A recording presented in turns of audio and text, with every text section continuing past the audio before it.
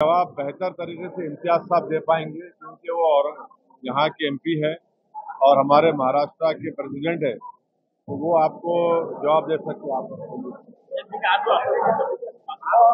जानना चाहते हैं हम लोग कि आपको महाराष्ट्र बाहर से महाराष्ट्र की राजनीति कैसे दिखती है? मुझे ये दिख रहा है कि इंशाल्लाह इस पार्लियामेंट कॉन्स्टिट्यूंसी से 5 साल पहले यहाँ की आवाम ने, जनता ने बिला लिहाज समुदाय को देखे, मजहब को देखे, कास्ट को देखे, एक हिस्टोरिकल कामयाबी इम्तियाज जलील साहब को दी है।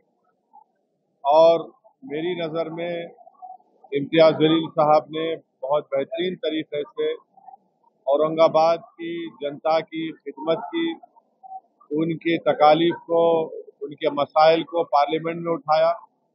पार्लियामेंट के बाहर भी उन्होंने कोशिश की, जैसा आज एक PIL में खुद वो जाकर कोर्ट में बहस किए। और इम्तियाज साहब को ये था कि सिर्फ कोविड के 2 साल तो उसमें खराब हो गए, पूरे देश में कोविड था, तो जो लिमिटेड 3 साल का टाइम इम्तियाज साहब को मिला, उनका परफॉर्मेंस बेहतरीन था, एक्सीलेंट परफॉर्मेंस था। और मुझे यकीन है कि यहाँ की जब मतदान होगा 13 मई को, यहाँ पर जितने वोटर्स हैं वो दोबारा औरंगाबाद को कामयाब करेंगे, यहाँ की जनता को, यहाँ की कॉन्स्टिट्यूंसी को कामयाब करेंगे, क्योंकि ये जो प्यार मोहब्बत का जो माहौल यहाँ पर मजबूत हुआ है और उसी को लोग आगे बढ़ाएंगे। डेवलपमेंट भी हुआ है, विकास का काम चल रहा है।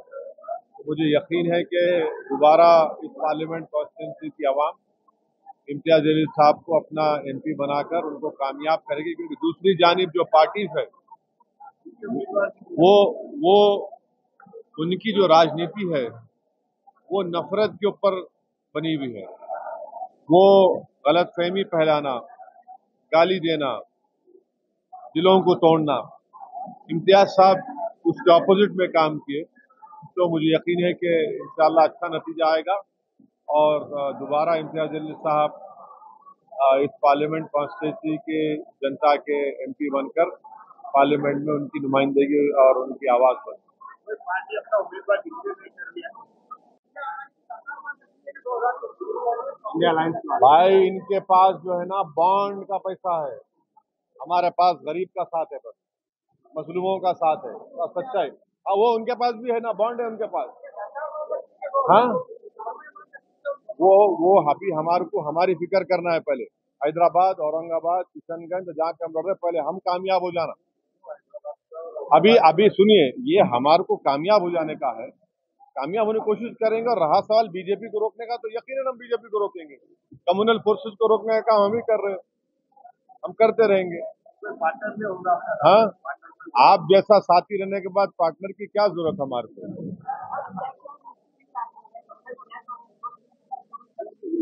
इसीलिए इस देश में 1 नेशन 1 इलेक्शन नहीं होना, हर 6 महीने इलेक्शन होना, तो गरीबों का फायदा होता ना। अब देखो आप, हाँ सही है, गरीबों का फायदा कैसा होगा? वरना पप्पा जी 5 साल के लिए बैठे रहेंगे, 4 साल के बाद डकार लेके बोलेंगे अरे जनता है अभी।